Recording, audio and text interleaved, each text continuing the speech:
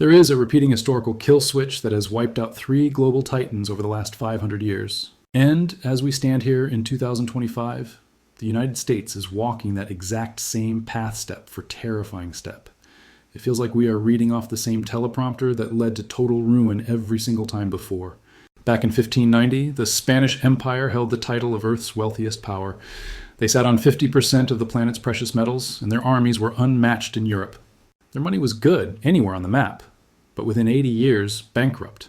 A washed-up nation that never bounced back. Fast forward to 1914, Britain held the biggest empire humanity had ever seen. The sun literally never set on their land, and the pound sterling was the king of currencies. 40 years later, the empire evaporated. Their money crashed, and they ended up playing second fiddle to the Americans. Then you had the Soviets in 1991, nukes, massive global reach satellites encircling the planet. Gone in 900 days. Not because of a battlefield loss, but because their economy imploded. 3 separate times, 3 global heavyweights, 3 total wipeouts. All sticking to the exact same timeline. And here's the scary part. The United States has already ticked off 5 of the 7 boxes on this doomsday checklist. We're not just looking at the pattern from a distance, we are living inside the machine. This is the chronicle of how superpowers flatline, why they always assume they are special, and why the cold, hard numbers say America is on deck and moving faster than anybody wants to talk about. Before we break down the cycle, you have to grasp what the death of an empire actually looks like. Forget the history books, look at the mechanics, what it really means when a giant falls. The end of a superpower does not begin with soldiers storming the beaches. It begins with the bank account running dry. The giant spreads itself too thin to survive. You see military outposts in 150 nations, conflicts burning on every border, promises made that reality cannot support, and debt that can never be serviced. Initially, the rot is hidden. The dollar still spends. The army still wins fights. The politicians still talk big. But underground, the pillars are snapping. Capital gets wasted on the wrong things. The ability to actually make things shrinks. The smartest minds pack their bags and leave. Then the snowball effect hits. Friends start looking for exit strategies. Rivals start pushing their luck. Trading partners switch lanes. The dominance of your currency fades away. Suddenly, the very things that made you formidable turn into your biggest liabilities. That money everyone used to hoard, it floods back to your shores. That global military footprint, it becomes too expensive to keep the lights on. Your guarantees, once backed by muscle, become worthless noise. This is not a hypothesis. This is the exact obituary of Spain, Britain, and the Soviet Union. It happened because they doubled down on the exact same playbook America is running today. They thought they were untouchable. They stretched their military too far. They watered down their money, and they ignored the writing on the wall until the roof caved in. Let us examine how this played out 3 separate times, starting with the original global titan. We begin with the Spanish Empire running the show from the 1500s to the 1600s. Once Columbus stumbled onto the Americas in 1492, Spain morphed into the world's first true superpower. They toppled the Aztec and Inca civilizations and seized the most lucrative gold and silver veins ever found.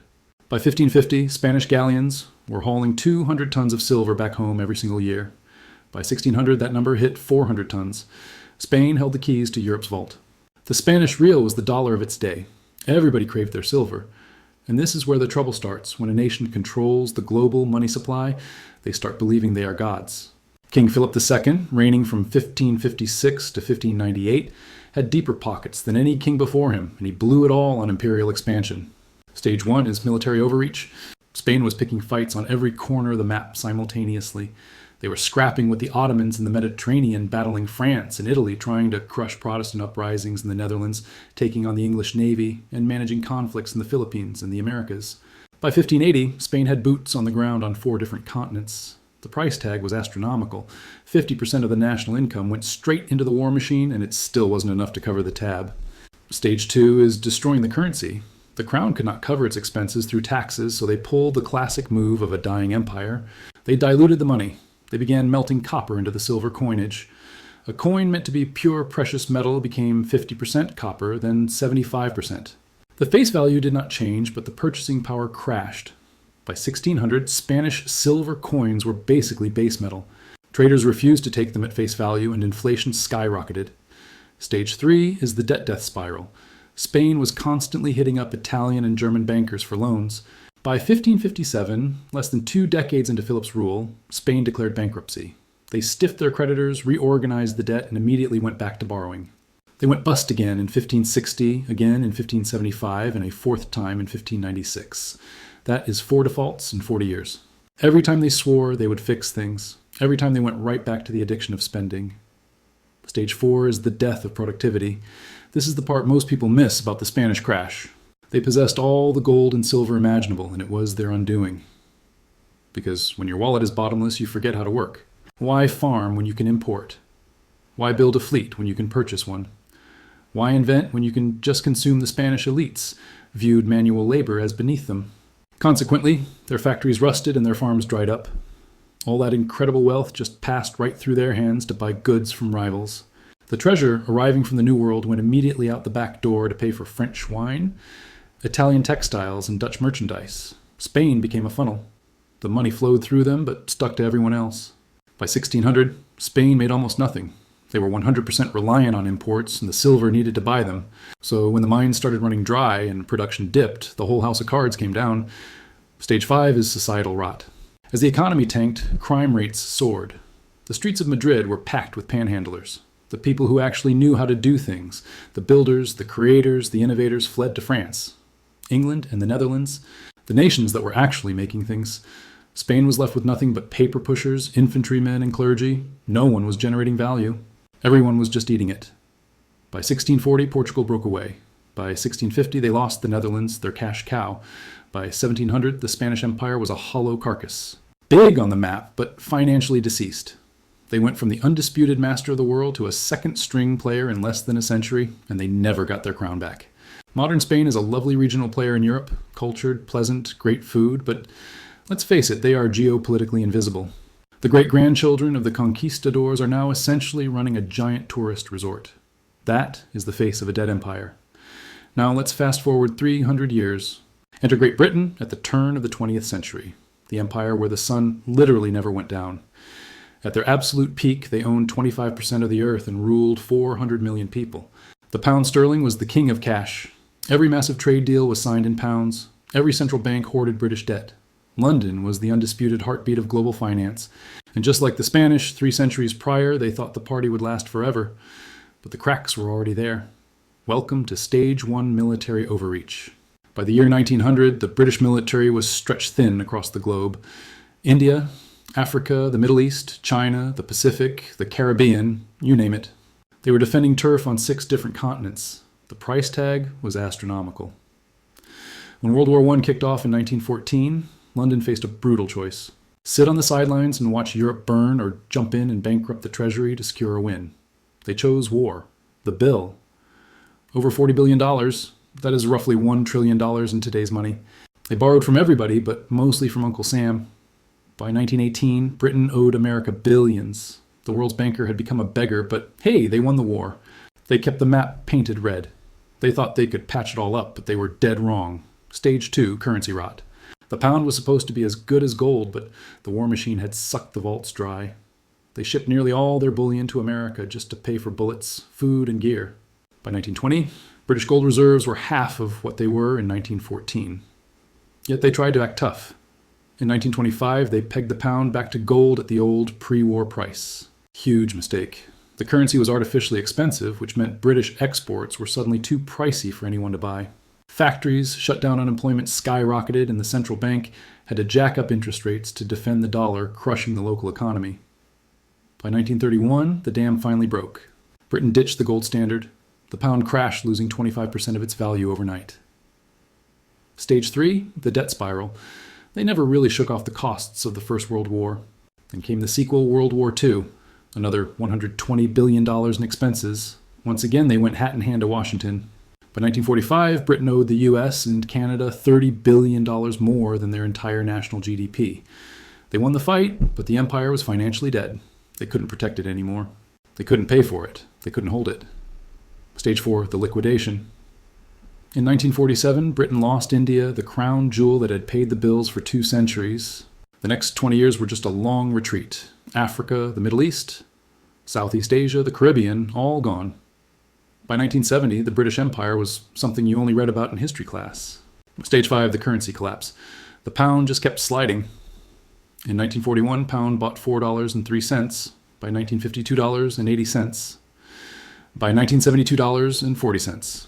By 1982, $1.30. Fast forward to today, and you are looking at $1.27. The world's reserve currency shriveled into just another local fiat. Britain tried to keep up appearances, a permanent seat at the UN nuclear missiles, the special relationship with America. But everybody knew the score. It was a former heavyweight, a museum of past glory. The sun set and it stayed down. Now let's look at the most recent crash. The Soviet Union, the juggernaut that ran from 1945 to 1991. After the Second World War, the USSR was a beast. They had the bomb and iron grip on Eastern Europe's satellites in orbit, and they were convinced they owned the future. They truly believed communism would bury Western capitalism and the Soviet model would run the world. For 45 years, they went toe-to-toe with the US matching tank for tank, missile for missile.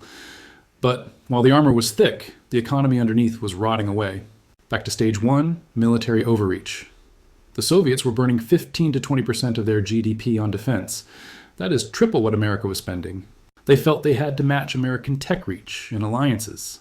They were bogged down in Afghanistan, propping up Cuba bankrolling, Syria, Vietnam, North Korea, Angola, Ethiopia. Everywhere the Americans showed up, the Soviets had to counter. The bill was unsustainable. Stage 2, economic paralysis. The Soviet growth engine stalled in the 70s. High oil prices were the only thing keeping the lights on. Their factories turned out junk. Their farms were disasters. Their tech was decades out of date. By the 80s, the USSR was actually importing grain. Picture that a nation with some of the best soil on earth couldn't even feed its own people. Why? Because top-down planning is a disaster. Innovation dies when you try to control it, and nobody works hard when there is no reward. Stage 3, currency failure. The ruble was basically monopoly money. You couldn't trade it globally. Even Soviet citizens didn't trust it. They hoarded US dollars whenever they could find them. The Kremlin had to pay for imports with hard assets like gold and oil because nobody wanted their paper money. Then in 1985, oil prices crashed. The gold vaults emptied out. They were running on fumes. Stage 4, the breakup. In 1989, the Berlin Wall came down. Eastern Europe packed its bags and left. Poland, Hungary, Czechoslovakia, Romania, East Germany, all gone in a flash. The buffer zone that gave the Soviet Union its strategic shield just evaporated. The government was too broke to stop it. Stage 5, total system failure. On December 26, 1991, the Soviet Union simply ceased to exist. 900 days from the wall falling to zero. No World War III, no alien invasion, just a financial heart attack. The troops weren't paid. The bureaucracy froze. The ruble became worthless. A superpower with 30,000 nuclear warheads collapsed because its checkbook ran dry. The cycle completed itself again. Overreach currency, rot debt spirals, lost territory, and finally oblivion. And here is the nightmare fuel. The United States is walking that exact same path step by step. Let me break it down. Stage 1 military bloat. Right now, the U.S. operates over 750 bases in 80 different nations. We have boots on the ground in 150 countries. America is sworn to protect Europe via NATO shield, Japan and South Korea, police the Middle East, and stare down both China and Russia. The annual defense bill, $850 billion. That's more than the next 10 competitors combined. Yet the gear is aging. Recruitment is tanking and the math doesn't work. If China moves on, Taiwan, Russia pushes into NATO, and Iran shuts down the Gulf, America cannot fight all three at once. The U.S. is stretched thin, just like the Spanish galleons, the British Navy, and the Red Army before them. Let's talk about Stage 2, the destruction of the money itself. Back in 1971, Nixon severed the dollar's link to gold, turning greenbacks into pure paper with no backing. Since the year 2000, the cash supply has exploded by 400%. Just since 2020, the printing presses have churned out over $6 trillion. Your money has lost 98% of its buying power since that gold window slammed shut. We aren't just shaving edges off silver coins anymore. We are printing infinite paper money with no breaks. The method changed, but the disaster is identical. This leads us straight into Stage 3, the death spiral of debt. The United States is on the hook for $36 trillion, which is 120% of our entire economy. We are paying nearly $1 trillion a year just on interest. We now spend more on servicing that debt than we do on the military. The government runs a massive tab every single year, hitting a deficit of $1.8 trillion in 2024 even, while the economy is supposedly growing. It is a peacetime Ponzi scheme where we borrow new cash just to pay interest on the old cash. That is the textbook definition of a debt trap. The Spanish Empire went bust 4 times. The British leveraged themselves into oblivion. The Soviets simply went broke. America is walking that exact same road. Then comes stage 4, the hollowing out of industry. America stopped building things. We have become a nation of designers, bankers, and shoppers, but the factory floors are empty. Our industrial heartland was ripped out and shipped off to China, Mexico, and Vietnam. Every single year, we buy $800 billion more in goods from abroad than we sell back to the world. We are dangerously addicted to foreign supply lines for everything. From the pills in your medicine cabinet to the chips in your phone steel for construction, and even parts for our fighter jets. It is the Spanish Empire all over again relying on outsiders while the wealth bleeds away. This triggers stage 5 social rot. Faith in the system has hit rock bottom. The streets are getting dangerous and tent cities are popping up everywhere. We are losing 100,000 souls a year to overdoses. Our smartest people are checking out of society while birth rates freefall. Washington is completely paralyzed. As a country, we can't agree on a lunch order, let alone policy. We can't fix the broken systems, and we certainly can't build anything new. The writing is on the wall, yet everyone acts like it is business as usual. It is not. We are currently sitting at stage 5 of a 7-step cycle. This is the exact point where the Soviets and the British hit the point of no return. Spain dragged it out a bit longer, but the ending didn't change. We aren't dead yet, but the clock is ticking loud. Next up is stage 6, the moment the world stops trusting the dollar. This is when our allies start looking for other options. Global trade shifts to new currencies, and all those dollars held overseas come flooding back to our shores because nobody wants them. And guess what? It is already starting. The BRICS nations are building their own lifeboats. Meanwhile, central bankers around the world are hoarding gold like it is going out of style. Moscow and Beijing are swapping yuan and rubles. The Saudis are open to taking Chinese currency for oil. The foundation is cracking. Then comes stage 7, the crash. Not a slow slide, but a sudden violent implosion. The Soviet Union dissolved from a global titan to nothingness in just 900 days. The British Empire unraveled in 2 decades. Spain was slower, but gravity got them all eventually. When the money dies, the bills can't be paid and the military budget dries up. Nations don't just fade away. They break apart, fast and hard. Everyone who says, "not in America," is about to learn the history lesson that every fallen empire learns the hard way. It happens. It always happens. We have 3 clear case studies proving it. The Spanish, the British, the Soviets, they all thought they were special. They thought they were the exception to the rule. They believed the laws of economics stopped at their borders. Spoiler alert, they were wrong every time. The cycle does not care about your national pride. It is cold, hard math. You cannot endlessly spend money you do not have. You cannot run an empire when you don't build anything. You cannot destroy the value of your money and expect to escape the consequences. Once you tick the boxes for stages 1 through 5, stages 6 and 7 are guaranteed. The destination is set. We are just arguing about the arrival time. Maybe we have 10 years, maybe 5, maybe less. But history tells us the crash is inbound, and when it arrives, it won't be a gentle glide. It'll be a cliff edge. If this was a wake-up call for you, hit that subscribe button. Catch you in the next one.